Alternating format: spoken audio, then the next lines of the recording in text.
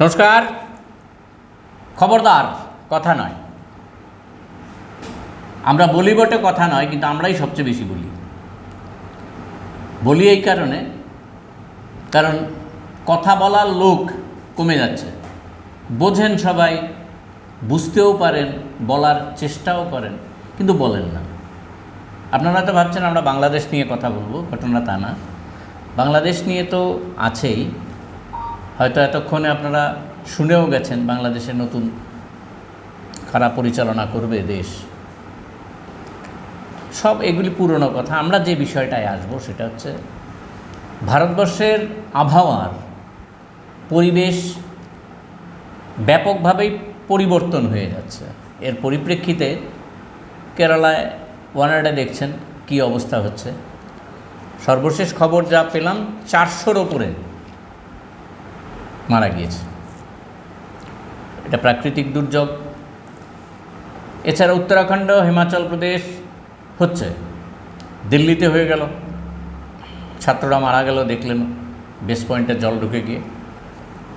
আসামে হচ্ছে। এটা হঠাৎ করে এবছর হয়েছে ঘটনাটা না, এটা প্রতি বছরই হচ্ছে। স্বাভাবিকভাবেই আমাদের মনে এলো যে কেন ভারতবর্ষের এই আবহাওয়াটা, দেখবেন শ্রাবণ এই মুহূর্তে বৃষ্টি হবে, নিয়মিত বৃষ্টি কিন্তু হচ্ছে না, কিন্তু যখনই হচ্ছে ব্যাপকই হচ্ছে।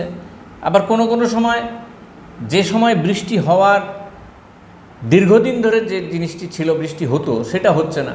অর্থাৎ টোটাল এনভায়রনমেন্টালের যে পরিস্থিতি, আবহাওয়ার যে পরিস্থিতি পরিবর্তন হয়ে যাচ্ছে। আর কেন এরপরে বন্যা হচ্ছে, বন্যার কী কারণে বন্যাটা রোখা যাচ্ছে না, এটা একটা অপ্রাকৃতিক কারণ আছে। আমাদের সরকারি তরফে কিছু কিছু গাফিলতি আছে, ইত্যাদি ইত্যাদি বিষয়গুলি আছে, প্রাকৃতিকগত কারণও আছে কিছু। এইগুলি নিয়েই আজকে আমরা কথা বলবো। আজকে এমন একজনকে আমরা এনেছি, সন্দীপ চক্রবর্তী আমার বাঁ দিকে বসেছেন। তার বিষয়টা হচ্ছে সে একজন এনভায়রনমেন্টালিস্ট, আবহাওয়াবিদ, ন্যাশনাল জিওগ্রাফি সোসাইটি যেটা, তার সদস্য। বিভিন্ন জায়গায় ঘুরে ঘুরে, কোনো সরকারি প্রতিনিধি না, বিভিন্ন জায়গায় ঘুরে ঘুরে এই তথ্যগুলি সংগ্রহ করেছেন। কেন এই ঘটনাগুলি ঘটছে, কি ভয়াবহতা বুঝুন। তাহলে একটু বর্ষা হলে কি ভারতবর্ষের মানুষ পর্যটনে যাবে না? কিন্তু যে পরিস্থিতির সৃষ্টি হয়েছে, কিছু কিছু প্রাকৃতিক কারণ আছে, কিছু কিছু অপ্রাকৃতিক কারণও আছে। এইগুলি নিয়ে আজকে কথা বলবো সন্দীপের সাথে। আমাদের ডাকে সাড়া দিয়েছেন খবরদার কথা নয়ের পক্ষ থেকে, তার কাছে কৃতজ্ঞতা জানাই। সন্দীপ, সরাসরি চলে যাই। সেটা হচ্ছে যে ভারতের আবহাওয়াবিদরা দীর্ঘদিন ধরেই বলেছেন যে ভারতবর্ষের আবহাওয়াটা হিমালয়ের উপস্থিতিতে, বা হিমালয়ের যে বিশালত্ব, তার উত্তর ভাগ থেকে একদম ল্যাজ পর্যন্ত যে অংশটা, অরুণাচল পর্যন্ত যদি আমরা আসি, তাহলে হিমালয়ের উপস্থিতি ভারতবর্ষের আবহাওয়াটাকে একটা গুরুত্বপূর্ণ জায়গায় নিয়ে গিয়েছে। এবং ভারতবর্ষের হিমালয়ের উপস্থিতি ভারতবর্ষের যে টোটাল যে এগ্রিকালচারাল ক্রপ বা ইত্যাদি উৎপাদনের ক্ষেত্রে একটা সহায়তা। হিমালয় যদি না থাকতো তার ভারতবর্ষ হয়তো সেটা কিছুই হতো না, একদম ব্রড এরিয়া অথবা একটা ভারতের জলবায়ু সৃষ্টি হতো। ভারতের জলবায়ু সম্পূর্ণভাবে তার উপরে নির্ভরশীল। যদি হিমালয় না থাকতো, হ্যাঁ, ভারতে হয়তো 1 মাস বন্যা, হ্যাঁ, 3 মাস খরা, আর 2 মাস বরফে ঢাকা থাকতো যদি হিমালয় না থাকতো। ঠিক, ভারতের এই আবহাওয়ার এই যে পরিবর্তনটা আমরা লক্ষ্য করছি, এটা কেন? এটা দুটো পার্ট আমি তোমাকে জিজ্ঞেস করছি। একটা হচ্ছে এটা কেন, এই আবহাওয়ার পরিবর্তনটা কেন। সেকেন্ড পার্টটা হচ্ছে এই কারণে ভারতবর্ষের কী কারণে ভারতবর্ষের জলবায়ুর এবং পরিবেশগত ভারসাম্যটা হারিয়ে যাচ্ছে। তোমার মনে হয় কি না, যদি হারিয়ে থাকে তাহলে কেন? আচ্ছা, তোমার কাছ থেকে একটু সংক্ষেপে জানতে চাই। জলবায়ু পরিবর্তন একটা প্রাকৃতিক ঘটনা। সেটা পৃথিবীর শুরু থেকে এখন পর্যন্ত জলবায়ু পরিবর্তন হয়ে আসছে। পৃথিবী কোনো এক সময় উত্তপ্ত ছিল, ধীরে ধীরে সে শীতল হয়েছে। আমরা একাধিক হিমযুগ দেখেছি পৃথিবীর ইতিহাসে। তো এখন জলবায়ু পরিবর্তন নিয়ে যে এই উদ্বেগ, তার প্রধান কারণ হচ্ছে জলবায়ু পরিবর্তনের হার, যেটা তার হার, জলবায়ু পরিবর্তনের হার, সেটা খুব তাড়াতাড়ি হচ্ছে। সেটা হচ্ছে উদ্বেগটা। জলবায়ু পরিবর্তন চিরকালই হবে, কিন্তু সেটার যে মানে পরিবর্তনের হারটা সেটার মানে মাত্রা প্রচণ্ড বেড়ে গেছে আচ্ছা, বিগত কয়েক বছর। সেখানে কীরকম এটা সেখানে প্রাকৃতিক কারণের থেকে মানবীয় হস্তক্ষেপটা বেশি। আচ্ছা, হ্যাঁ, এটা তো বটে। যেমন যদি বলি পৃথিবীর উষ্ণতা গড়ে 1.3 ডিগ্রি বেড়েছে কারেক্ট বিগত 2 বছরে, মানে 2-3 বছরের মধ্যে। আচ্ছা, আর নাসার মতে সেটা আরও মানে প্রায় 2.1 ডিগ্রির মতো যাবে। সেই বৃদ্ধির ফলে সমুদ্রের যে লেভেল জলের বাড়বে, উচ্চতা সেটা প্রতি বছর 3.4 মিলিমিটার করে বাড়ছে। এবং আমাদের যে শহরগুলো কলকাতা, মুম্বাই, যেগুলি একদম সমুদ্র তটের সঙ্গে, যেগুলি বলতে গেলে সলিড ভূমিতে তৈরি নয়, সেগুলির জন্য অনেকই বিপজ্জনক, যে কোনো সময় সেগুলি মানে কোলাপস করতে পারে সেটা। আর বিভিন্ন দেখুন, জলবায়ু পরিবর্তন অনেকটা ওই বাটারফ্লাই এফেক্টের মতো, একটা ছোট্ট জিনিস আস্তে আস্তে জমতে জমতে একটা বিশাল রূপ ধারণ করে। তো সেটা বিভিন্ন কারণে, পলিউশন হতে পারে, মাইনিং হতে পারে, আনসাইন্টিফিক এগ্রিকালচার হতে পারে, তারপর unscientific urbanisation, industrialisation, growth, deforestation, সবগুলো মিলেমিশে ছোট ছোট ভুল মিশতে একটা বড় ভুলের সেই জায়গাতে আমরা এখন এসেছি। এবং একটা কথা মানে শুরুতেই বলে রাখি, আমরা জিওগ্রাফিক্যাল ভাষায় মানে ক্লাইমেট পরিবর্তনটাকে একটা বলি যে ট্রিপিং পয়েন্ট হচ্ছে মানে যখন মানে কোনো একটা কিছু হয়ে যায়, মানে একটা সমস্যা তৈরি হয়ে যায়, সেটা হচ্ছে একটা পয়েন্ট। তো আমরা এমন অনেক ট্রিপিং পয়েন্ট পার হয়ে গেছি। তো আমরা যদি এখনই মনে করি যে কালকে থেকে আমরা সব গাড়ি চালানো বন্ধ করে দেব, কালকে থেকে আমরা শুধু গাছ লাগাবো, তো এমন নয় কিন্তু যে 1 সপ্তাহ পরে সব ঠিক হয়ে যাবে না। কারণ যে ক্ষতিটা হয়েছে সেটা আবার প্রাকৃতিক রূপে মানে সেই ক্ষতিকে পুনরায় সঠিক করতেও একটা বিশাল সময় লাগবে। যদি আমাদের শিল্প বিপ্লব হয়েছে আজকে থেকে প্রায় 200 বছর আগে, সেই শিল্প বিপ্লবের সময় বাতাসে কার্বনের পরিমাণ ছিল 280 পার্টস পার মিলিয়ন। এই 200 বছরে সেটা এখন এসে দাঁড়িয়েছে 480 পার্টস পার মিলিয়ন। মানে বিগত মানে মানে মানে আজকে থেকে 200 বছর আগে পৃথিবীর এত বিবর্তনের ফলে পৃথিবীর প্রায় 500 কোটি বছরে পৃথিবীতে কার্বনের পরিমাণ দাঁড়িয়েছিল 280 পার্টস পার মিলিয়ন। হারে 200 বছরে সেটা ডবল হয়ে গেছে। এর জন্য কি আয়োনোস্ফিয়ারে যে ওজোন গ্যাসের স্তরটা এফেক্টেড হয়েছে বলে মনে হয়? নিশ্চয়ই, কারণ না সেটা শুধু কার্বন ডাইঅক্সাইডের জন্য না, সেটা মেইনলি হয় সিএফসির জন্য, মানে ক্লোরোফ্লোরো কার্বন, যেটা সেটা কার্বন আছে। হ্যাঁ, কার্বন তো একটা আছে, সেটার জন্য। কার্বন ডাইঅক্সাইড মেইনলি হচ্ছে হিট, মানে সে তাপকে শোষণ করে। তো পৃথিবীর একটা রুলস আছে যেটাকে বলি আমরা হিট বাজেট। সূর্য থেকে সে যা তাপ গ্রহণ করে তার প্রায় সম্পূর্ণ তাপ সে আবার ফিরিয়ে দেয়, সেটা তার নর্মাল তার সে অবস্থা ছিল। কিন্তু বাতাসে এখন কার্বন ডাইঅক্সাইড বৃদ্ধির ফলে তো কি হয়েছে, সেই কার্বন ডাইঅক্সাইডগুলো যখন মানে অ্যাটমসফিয়ারে গিয়ে তাদের নতুন একটা লেয়ার তৈরি করছে, সেই মানে যেই পার্থিব বিকিরণটা ফিরে যাওয়ার কথা, সেই সম্পূর্ণ পার্থিব বিকিরণটা ফিরে যাচ্ছে না, সেটা কার্বন তাকে নিজের মধ্যে শোষণ করে নিচ্ছে। এবং তার ফলে পৃথিবী একটা গ্রিন হাউসের মতো হয়ে তার ভিতরে তাপমাত্রা বৃদ্ধি পাচ্ছে।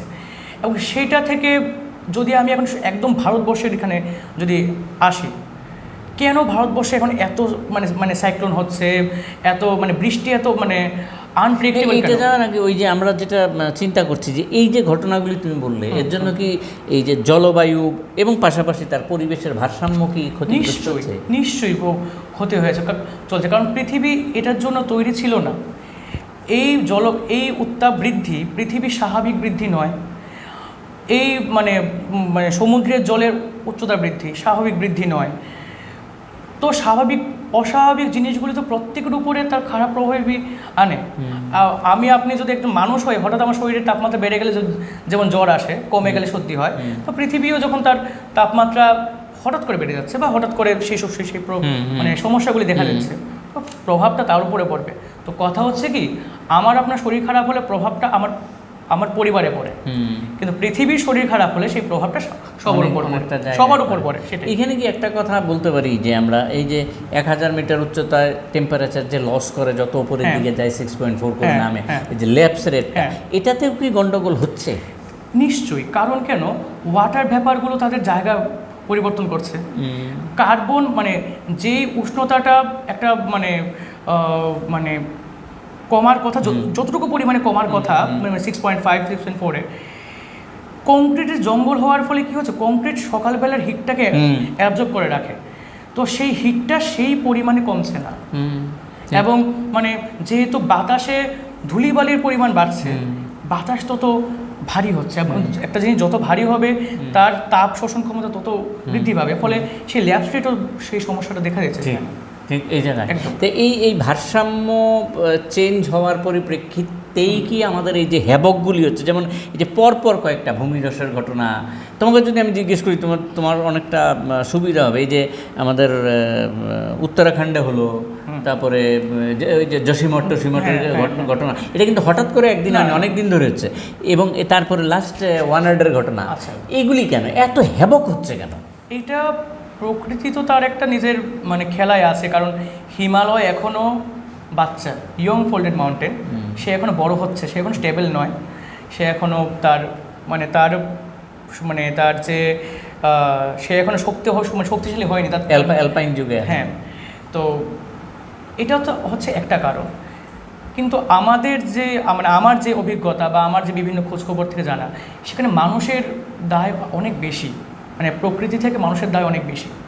যেমন যদি আমি জসিমঠের কথাটাই আনি, তো জসিমঠের যে মানে জিনিসটা হয়েছে যে শহরটা পুরো মাটির নিচে কলাপস করে গেছে, অনেকটা নেমে গেছে, অনেক নেমে গেছে। তো সেটার একটা প্রধান কারণ হচ্ছে রোড ইনফ্রাস্ট্রাকচার, আর সেই যে সুড়ঙ্গগুলি করা হচ্ছে। যে 1976-এ এম.সি. মিশ্রা নামক একজন এনভায়রনমেন্টালিস্ট অলরেডি একটা রিপোর্ট পাবলিশ করেন, যেখানে উনি বলেন যে এই যে অঞ্চলগুলো আছে, সেই অঞ্চলগুলো কোনো পাথরের উপরে নয়, গঙ্গা এবং তার ট্রিবিউটারিজের যে বিভিন্ন পলি স্তর জমিয়েছে, সেগুলির উপরে সেই শহরগুলি তৈরি করা হয়েছে, ফলে সেগুলি স্টেবল নয়। এবং মানে উনি মানে বলেন যে মানে গভর্নমেন্টকে সেই রিপোর্ট দেওয়া হয়, যেমন এই যে জসিমঠ আজকে যে অবস্থা হয়েছে, সেই অবস্থাটা আমরা মানে চারধাম যে জায়গাগুলি আছে, কেদারনাথ, নৈনিতাল বা মানে চারধামের অন্যান্য জায়গাগুলি, সবগুলি কিন্তু এইভাবে ইফেক্টেড। আমরা একটা জসিমঠ দেখছি, ভবিষ্যতে আমরা জসিমঠ 2, জসিমঠ 3 দেখব, কারণ মানে সেই যে বড় বড় ড্রিলিং করা হচ্ছে, সেই ড্রিলিংয়ের ভাইব্রেশনটা পুরো পাহাড়ের মধ্যে যাচ্ছে, সেগুলির মধ্যে মানে ফ্র্যাকচার দেখা দিচ্ছে শিলাস্তরের মধ্যে, ফলে সেগুলি মানে ধ্বংসের দিকে, মানে সেই কলাপসের দিকে আসছে। যেমন এটাকে বলে কলাপসেবল আর্থকুইক, যখন কোনো কিছু নিচের ভারসাম্যহীনের ফলে উপরের শিলাস্তর নিচে পড়ে যায়, এবং সেগুলি রিপোর্ট দেওয়া হয়েছে বহুবার আগে। এবার এম.সি. মিশ্রার পরে চণ্ডীপ্রসাদ ভাট 2021 সালে আবার সেটার উপর রিপোর্ট দিয়েছিলেন, যে উনি বলেছিলেন যে চারধাম, জসিমঠ, তারপরে মানসরোবর যে রাস্তাটা, সেখানকার প্রায় 40% অঞ্চল ল্যান্ডস্লাইড প্রোন, এবং সেখানকার মাটি স্টেবল নয়, যাতে সেখানে কোনো রকমের কনস্ট্রাকশন মানে না করা হয়, ঠিক আছে। কিন্তু সেটা হাইড্রো প্রজেক্ট করছে, সবগুলি হাইড্রো প্রজেক্ট হচ্ছে না ওখানে, হ্যাঁ সমস্ত জায়গায় হাইড্রো প্রজেক্ট তো উত্তরাখণ্ডে কি বলবো, মানে আমাদের জিওগ্রাফিক্যালি আমরা জানি, মানে একটা নদীতে যখন একাধিক ড্যাম তৈরি করা হয়, তখন একটা ড্যাম থেকে আরেকটা ড্যাম মানে পর্যন্ত একটা নির্দিষ্ট দূরত্ব থাকা প্রয়োজন, যাতে জলটা আবার ফ্লো করা জায়গা পায়, ইউ আকৃতির মতো হয়, হ্যাঁ, যাতে জলটা মানে ফ্লো করা জায়গা পায়। কিন্তু উত্তরাখণ্ডে ড্যামগুলির মধ্যে সেই নির্দিষ্ট দূরত্ব ছিল না, ফলে জল সেই ফ্লো করা জায়গায় পায়নি, ফলে সে শুধু সে সামনের দিকে প্রবাহিত হয়নি, সে দুদিকের পাহাড়ের পর্যন্ত সে চাপ দিয়েছে। এবং আজকে আমি যখন এবার জসিমঠে যখন গত বছর হলো ঘটনাটা, তারপরেও এখনও সেখানে 66টা প্রজেক্ট চলছে স্যার, এরপরেও সেখানে 66টা প্রজেক্ট চলছে। মানে সন্দীপের কথা ধরে আপনাদের বলছি যে আমরা চিৎকার করি তো এই ঘটনাগুলি ঘটে যাওয়ার পরে, কিন্তু ঘটনাটা দেখুন, এরপরেও এত কটা প্রজেক্ট, ড্যামের কাজ চলছে ওখানে, না শুধু ড্যাম নয়, ড্যাম মানে সুড়ঙ্গ, রাস্তাঘাট, রাস্তা সুড়ঙ্গ, সবটাই এক জায়গা থেকে এক জায়গায়। মেনলি 4 কি ধাপ জায়গাটা কথাটা বললো যে মাটি কিন্তু ধরে রাখার অবস্থায় নেই, প্রজেক্ট রিপোর্ট জমা দেওয়া হয়েছে, তথ্য আছে এই জায়গা। আর যে জায়গাটায় বললো যে একটা শব্দ ব্যবহার করেছে এখানে, ফোল্ড মাউন্টেন, এই যে হিমালয় পর্বতটা হচ্ছে এই মুহূর্তে এই ভঙ্গিলো পর্বতের একটা অংশ। এই যে ভঙ্গিলো পর্বতের ভেতর আবার 3টে পার্ট থাকে, একটা ক্যালিডোনিয়ান যুগ, একটা হার্সেনিয়ান যুগ, আর একটা হচ্ছে আলপাইন যুগ। আলপাইন যুগ হচ্ছে নবীনতম, এই আপনার হিমালয় পর্বত সেটার ভেতরে পড়ে। এর মধ্যে প্লেটের কতগুলি প্লেট তো নিশ্চয়ই আছে, কারণ আমরা জানি ভারত একসময় পৃথিবীর সবগুলি স্থলভাগ একটা নির্দিষ্ট স্থলভাগ ছিল, যেটাকে আমরা বলি পেনজিয়া। পরবর্তীকালে পেনজিয়ার ভাঙন শুরু হয়, মোটামুটি 200 মিলিয়ন বছর আগে সেটা ভাঙন শুরু হয়, এবং একটা উত্তরের পার্টগুলো মানে ইউরেশিয়া, ইউরোপ, এগুলি লরেশিয়া অংশ ধরে, আর নিচের অংশগুলি নাম দেওয়া হয় গন্ডোনাল্যান্ড। আমাদের যে ভারতবর্ষ, যেটা দক্ষিণাংশ মানে যেটা আমরা উপদ্বীপীয় ভারত বলি, সেটা এক সময় ছিল আফ্রিকা এবং অস্ট্রেলিয়ার কাছে। পরবর্তীকালে সে উত্তর দিকে তার সরণ শুরু হয়, এবং সরতে সরতে সে ইউরেশীয় প্লেটের কাছে আসে। তখন সেই ভারতীয় প্লেট আর ইউরেশীয় প্লেটের মাঝখানে একটা অগভীর সমুদ্র তৈরি হয়, সেটা আমরা 9-10-এ পড়েছি অনেকবার। সেটার নাম হচ্ছে টেথিস। সেখানে কালক্রমে বিভিন্ন নদীর পলি জমতে সেখানে একটা অগভীরতা সৃষ্টি হয়। পরবর্তীকালে যখন আবার প্লেটটা যখন আরও তার সেদিকে এগিয়ে যায়, কারণ সেটা একটা মানে অভিসারী পাত সীমান্ত, যেখানে দুটো পাত মিলিত হয় একটা জায়গায়। হ্যাঁ, ফলে ভারী পাতটা নিচে প্রবেশ করে, যেটা ভারতীয় পাতটা করছে, এবং ইউরেশীয় পাতটা তার উপরে আছে। তো ওইখানে যে পলিগুলি, তার মধ্যে ভাঁজ সৃষ্টি হয়, এবং সেই ভাঁজের কারণেই আজকে আমাদের এই হিমালয়। এবং সবচেয়ে মজার কথা, ভাঁজ এখনো থামেনি, ভারতবর্ষ এখনো হচ্ছে, মানে সেই ভিতরে প্রবেশ করছে। এই যে ভূমিকম্প প্রবণ বলা হচ্ছে এটা, কারণ সেটা এখন এই যে যোশীমঠ সহ এই জায়গাগুলিতে তুমি একটা ইন্টারেস্টিং কথা বললে, যে এই যে ড্যামের কাজ বা অন্যান্য সুড়ঙ্গের কাজ, রিসেন্টলি 43 জন আটকে গিয়েছিল একটা সুড়ঙ্গতে, অনেক কষ্ট করে বার করা হয়েছে। এটা কি আমাদের উত্তর পূর্বাঞ্চলেও কোনো জায়গায় কি আছে? সিকিম অলরেডি মানে রেল লাইন করা হচ্ছে পাহাড় কেটে, যে কোনো সময় একটা দুর্ঘটনা ঘটতে পারে। স্টেবল তো নয়, সেটা সবাই জানে। দেখুন, ডেভেলপমেন্ট সত্যি দরকার, কিন্তু আমরা অনেক সময় না ওই সাস্টেনেবল ডেভেলপমেন্ট এই কথাটা ভুলে যাই। ডেভেলপমেন্ট তখনই করা উচিত যাতে সেই ডেভেলপমেন্ট কারোর ক্ষতি না হয়, ঠিক আছে? তো সেই কথা বলতে গেলে যে পৃথিবীর এমন অনেক জায়গা আছে যে জায়গাগুলিকে হয়তো রেল লাইন করলে মানে ভালো কোনো মানে পৃথিবীতে যেমন 5টা দেশ আছে যেগুলির মধ্যে এয়ারপোর্ট নেই, কারণ তারা তাদের পাহাড়কে নষ্ট করতে চায়নি। তো থাক না, কয়েকটা জায়গা তার নিজের মতো থাক, সেগুলিকে প্রকৃতির কাছে ছেড়ে দেওয়া হোক, রাস্তাগুলি বড় করা হোক। রেল লাইন করতে হবে তার কোনো প্রয়োজন না থাকতেই পারে। হ্যাঁ, এখন অনেকে বলতে পারেন যে রেল লাইন হলে মানে সেখানে অর্থনৈতিক উন্নতি হবে, ট্যুরিজম বাড়বে। যদি জায়গাটাই না থাকে, তার তো বাকি চিন্তাগুলি তো অর্থহীন। সিকিম মানে আমরা পর সিকিমকে সেইভাবে বিধ্বস্ত হতে দেখছি। তিস্তা নদীর ড্যাম, প্রয়োজনের বেশি দেওয়া ড্যাম, আর সবচেয়ে বড় হচ্ছে আমাদের ওয়াটার মানে এই যে ড্যামগুলো থেকে যে ওয়াটার মানে ছাড়া হয়, জল ছাড়ার যে সেই প্রক্রিয়াগুলো মানে ওয়াটার ডিসচার্জ, এগুলির মধ্যেও অনেক মানে গলদ রয়েছে। সেটার মধ্যে কিছু আন্তর্জাতিক সমস্যাও রয়েছে, কারণ বাংলাদেশের সাথে একটা আছে। তারপরে একটা লোভ আছে, কারণ কত বেশি হাইড্রোইলেকট্রিক উৎপাদন করা যায়। ড্যামগুলি ইউজ করা হয় শুধুমাত্র ওয়াটার রিজার্ভারের জন্য নয়, মাছ পালনের জন্য, সেটাও একটা গভর্নমেন্টের বিশাল একটা ইনকাম আসে। তো মাইন্স পাওয়ার জন্য তো করছে। হ্যাঁ, মাইন্স পাওয়ার জন্য তো নিশ্চয়ই, কারণ নদীর নিচে নদী তো ক্ষয় করে এনে খনিজগুলিকে নিচে জমা করে, তো সেখানে এই মাইনিংয়ের জন্য সেটা করা হচ্ছে, গ্যাস উৎপাদনের জন্য করা হচ্ছে। তারপরে ত্রিপুরা কি এর জন্য এফেক্টেড হতে পারে?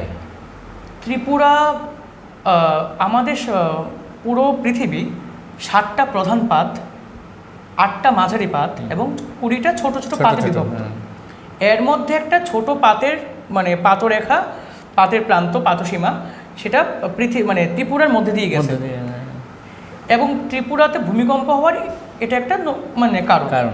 কিন্তু মানে পাতসীমাতে এই মানে এই এশিয়া অঞ্চলে পাতসীমার যেই মানে স্থানান্তর, সেটা খুব একটা মানে মানে ভাবনার কিছু না, খুব আস্তে আস্তে হচ্ছে, সেটা চিন্তা নয়, ওই অল্প অল্প ভূমিকম্প হবে। কিন্তু সবচেয়ে চিন্তা হচ্ছে গ্যাস, মানে যে পরিমাণ প্রাকৃতিক গ্যাস ত্রিপুরার মাটির নিচে থেকে তোলা হচ্ছে, শুধু তো ত্রিপুরা নিচ্ছে না, ত্রিপুরার পার্শ্ববর্তী বহু জায়গাও সেখান থেকে গ্যাস তুলছে। তো একটা সময় কি হবে, যে যদি মানে মানে মানে শিলাস্তরটার ভিতর থেকে গ্যাসটা সরে যায়, একটা ভ্যাকুয়াম তৈরি হবে, পারলিক শিলাস্তর, হ্যাঁ মানে মানে শিলাস্তর, একটা খালি শূন্যতা সৃষ্টি হবে। তাহলে কি হবে, উপরের মাটিটা নেমে পড়বে, মানে পুরো কলাপস হয়ে যায়। ঠিক আছে। তো আমরা বলতে গেলে আমরা একটা মানে কি বলবো, একটা ভাসমান জায়গায়, ভাসমান তো আছি আমরা, একটা মানে ইয়ের উপরে, মানে মানে যুদ্ধতে যেমন মাইন বিছানো থাকে, যেমন একটা মাইনের উপর বসে আছে, যে কোনো সময় সেটা হতে পারে, পারমাণবিক শক্তির উপর সেটা হতে পারে। এখন কথা হচ্ছে যে এখন যে ঘটনাটা চললো, এই যে ওয়ানার ড্যামে 400 লোক মারা গেছে, কেন ওয়ানার ড্যাম ব্যাপারটা তোমার কাছে কি মনে হয়? এবার বলছি, ভারতের প্রায় 40% ল্যান্ডস্লাইড এখন কেরালাতে হয়।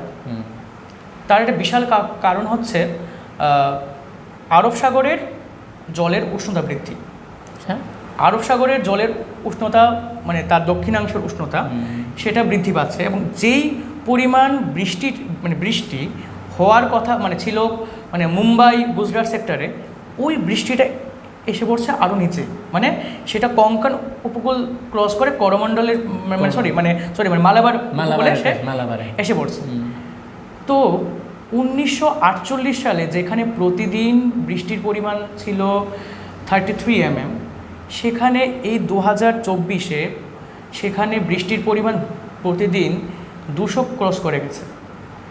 তো একটা খুব অল্প সময়ে বিশাল পরিমাণ জল সেটা হয়েছে। তারপরে তো মানে বৃক্ষচ্ছেদন, মানে ডিফরেস্টেশন আছে। তো মানে আমাদের এই যে কেরালারই এখন পর্যন্ত প্রায় 200-র উপরে বা 300 জন 400 জন মারা গেছে। আচ্ছা, ঠিক আছে। তো সেখানে দুবার, মানে সেখানে আমাদের মানে 30শে জুলাই প্রথম সকাল 2টোর দিকে একটা ল্যান্ডস্লাইড হয়, তারপরে আবার 4টার সময় আরেকটা হয়। আমাদের মানে আমরা যে রিপোর্ট পাচ্ছি, সেখানে দেখা গেছে যে এতটাই ভয়ানক ছিল যে সেই মৃতদেহগুলো প্রায় 60-70 কিলোমিটার দূরে পাওয়া গেছে। আচ্ছা, জলের গতিবেগ, হ্যাঁ, মানে জলের গতিবেগে। তো কেরালার যে এখন মানে ইন্ডিয়া সবচেয়ে বেশি মানে ল্যান্ডস্লাইড এরিয়া, প্রায় 50% বেশি সেটা।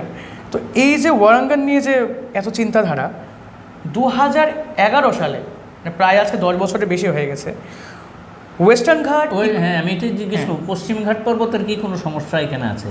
পশ্চিম ঘাট পর্বত তো সেরকম পশ্চিম ঘাট পর্বতে তেমন সমস্যা হওয়ার কথা নয়। আন্নামালাইকে ধরা হয় না, সেখানের গুলি তো মানে আমাদের দক্ষিণ ভারতের যে পর্বতগুলো, সেগুলি তো প্রায় অনেকটাই স্তূপ পর্বত, এবং সেগুলি ম্যাচিউর, হিমালয়ের মতো নয়। সেগুলি তো মানে সেগুলি ভারত উপমহাদেশ মানে আফ্রিকা থেকে আলাদা হওয়ার আগে সৃষ্টি, তো সেগুলি প্রায় ম্যাচিউর। আচ্ছা, তো 2011 সালে ওয়েস্টার্ন ঘাট ইকোলজিক্যাল এক্সপার্ট প্যানেল, যার মানে চেয়ারম্যান ছিলেন সেই সময় মাধব গার্গিল, তো সরি মানে নামটা হবে মাধব গার্গিল। তো মাধব গার্গিল সেই সময় মানে 2011 সালে মাধব গার্গিল ইন্ডিয়ান সেখানকার যে সরকার ছিল বা মানে ভারতীয় যে মানে পরিবেশ দপ্তর, সেখানে রিপোর্ট দেন, এবং সেখানে বলেন যেন এই ওয়ারাঙ্গান এবং তার পার্শ্ববর্তী প্রায় 40 থেকে 50 কিলোমিটার সেখানে যাতে কোনো প্রকার কাজ না করা হয়, নাথিং, কারণ সেখানে সয়েল খুবই আনস্টেবল, সেখানে এমনকি এগ্রিকালচার পর্যন্ত যাতে না করা হয়। তো সেই মাধব গার্গিলের কথাটা কেউই মানে আজকে মানে এত বছর হওয়ার পরও কেউ মনে রাখেনি। সেই রিপোর্টটা কোথায় আছে কেউ জানে না, কিন্তু সেই মানে কেউ মানে সেখানে উনি বলছেন যে মাইনিং, ডিফরেস্টেশন, কৃষিকাজ, রাস্তা তৈরি কিছু যেন না হয়। সেই এত বছর আগে উনি সেগুলিকে ক্যালকুলেট করে গেছিলেন যে এটা হতে পারে। তো ভারতবর্ষের মতো দেশে বা এখনও আমাদের তৃতীয় বিশ্বের দেশে এখনও মানে এনভায়রনমেন্টালিস্টদের কথাকে এখনও কেউ গুরুত্ব দেয় না। এখন কোন জায়গাগুলি সমস্যার ভিতরে আছে? আচ্ছা, মানে এনভায়রনমেন্টালিস্ট হিসেবে তুমি যদি আমি মানে ভারতবর্ষ দেখি, এনভায়রনমেন্টাল সমস্যা অনেক ধরনের, সেটা একটা নয়। আর্থকুইক, ল্যান্ডস্লাইড, ইকোলজিক্যাল মানে ডিসব্যালেন্স, সব কিছুর মধ্যেই আছে। আমি একটা করে আসছি। কিছুদিন আগে লাক্ষাদ্বীপ নিয়ে খুব কথা হয়ে গেল। লাক্ষাদ্বীপের কথাটা জিজ্ঞেস হ্যাঁ, করতে। লাক্ষাদ্বীপ নিয়ে খুব কথা কি হয়ে গেল। সমস্যা এখানে? অনেক কথা আছে আচ্ছা। বা আমাদের নিকোবর দ্বীপপুঞ্জের একটা অংশ। তো লাক্ষাদ্বীপ খুব সুন্দর জায়গা, হ্যাঁ, মানে ঘোরা মানে বেড়ানোর জন্য খুবই সুন্দর, কিন্তু মানে লাক্ষাদ্বীপ নামটা এসেছে লাক্ষা থেকে। লাক্ষা মানে কোরাল। তো সেখানকার কোরাল যে সেখানকার যে কোরালের সেই বাস্তুতন্ত্র, সেগুলি প্রায় পুরো ধ্বংস। এবং ওই যে বললাম ট্রিপিং পয়েন্ট, আমাদের সেই ট্রিপিং পয়েন্ট আমরা ক্রস করে গেছি, সেগুলো বাঁচানোর আর সেই পথ নেই। আর ওই যে বললাম আন্দামান নিকোবর মানে সরি বা আরব সাগরের জলের টেম্পারেচার বাড়ছে, ফলে সেখানকার পরিবেশ নষ্ট হচ্ছে। কোরালগুলো, কারণ কোরাল একটা নির্দিষ্ট তাপমাত্রায় থাকতে পারে, গড়ে 22 থেকে 26 ডিগ্রি সেন্টিগ্রেড তাপমাত্রা হলে কোরাল বাঁচে, কিন্তু সেই জায়গায় সেই টেম্পারেচার অনেক দিন আগে ক্রস করে গেছে, ঠিক আছে? বাস্তুতন্ত্রটাই নষ্ট হয়ে যাচ্ছে পুরো একদম নষ্ট হয়ে গেছে। তো কোরালই যদি না থাকে, তো বা সেই সৌন্দর্য থাকার কোনো মানে প্রয়োজন নেই।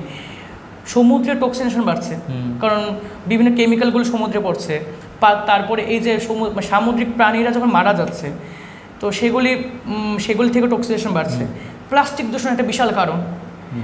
মানে এমনও দেখা গেছে আমাদের কাছে, যখন আপনারাও দেখবেন যে যখন কোনো তিমি মাছ মারা গেছে, তার মানে তার শরীরের ভিতর থেকে প্রায় কয়েকশো কেজি প্লাস্টিক বেরিয়েছে। তো এই সবগুলির কারণেই সেই মানে লাক্ষাদ্বীপ সুন্দর এখনও আছে, কিন্তু কতদিন থাকবে সেটা একটা সমস্যা। ডিফরেস্টেশনের কি একটা কারণ? ডিফরেস্টেশনের একটা কারণ দ্বীপগুলি এতই ছোট, সেখানে ডেভেলপমেন্ট করা মানেই তার পরিবেশকে নষ্ট করা।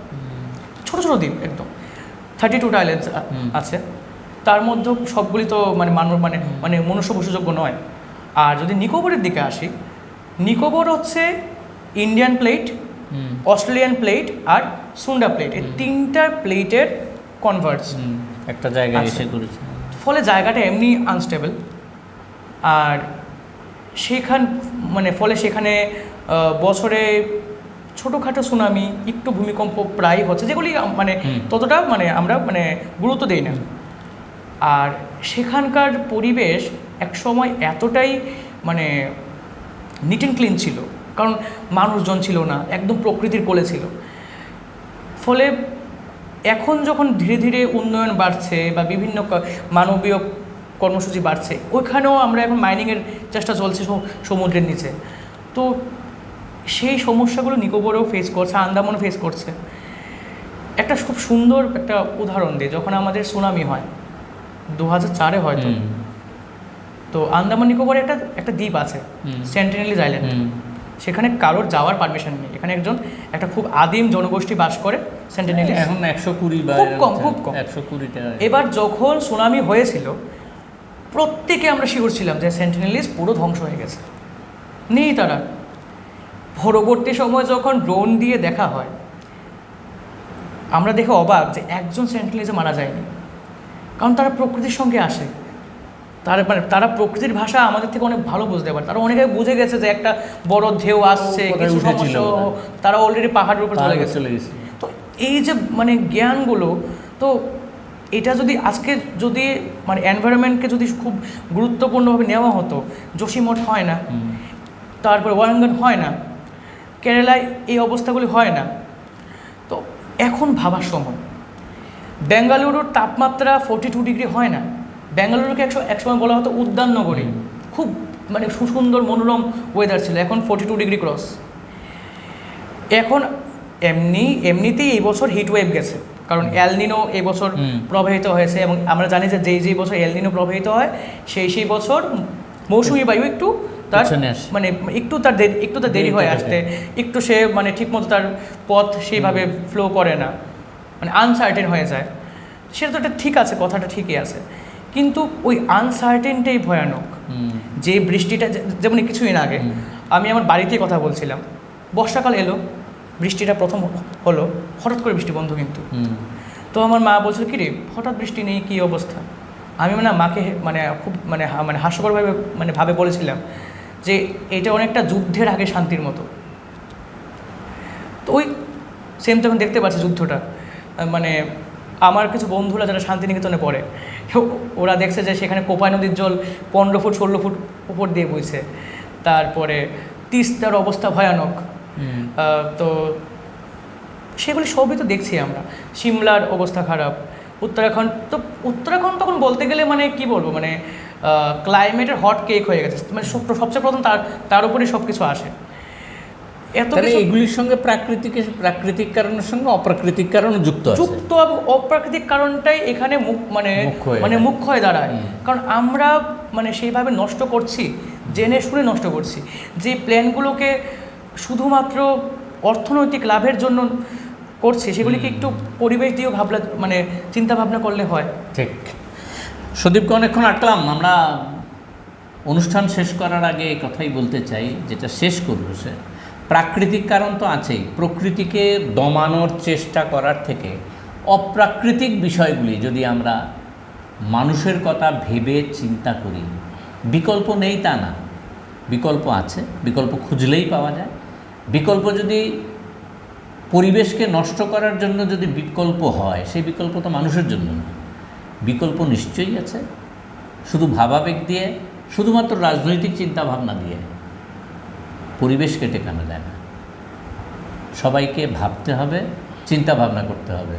কারণ হিমালয় ভারতবর্ষে দাঁড়িয়ে আছে ভারতবর্ষকে সাহায্য করার জন্য, মেরে ফেলার জন্য নয়। প্রত্যেক কিছু ডিপেন্ড স্যার। ঠিক। নদীগুলো হিমালয় থেকে আসছে, তারপরে যদি হিমালয় নষ্ট হয় তা মানে তার ইকোলজি, আমরা একটা বিশাল বড় বনজ সম্পদ হারাবো। ঠিক। আমাদের মানে ক্লাইমেট তো বিভৎসভাবে মানে প্রভাবিত হবে। একদম। আমরা শেষ করছি এইগুলোই, যে হিমালয় যদি না থাকতো, হিমালয় থাকার জন্য আমরা শস্য শ্যামলা বসুন্ধরা হয়েছি। হিমালয় না থাকলে ভারত এই মুহূর্তে মরুভূমিতে পরিণত হতে পারত। আজকে এটুকুই থাক। সবাই ভালো থাকবেন, সুস্থ থাকবেন। সকলকে নমস্কার।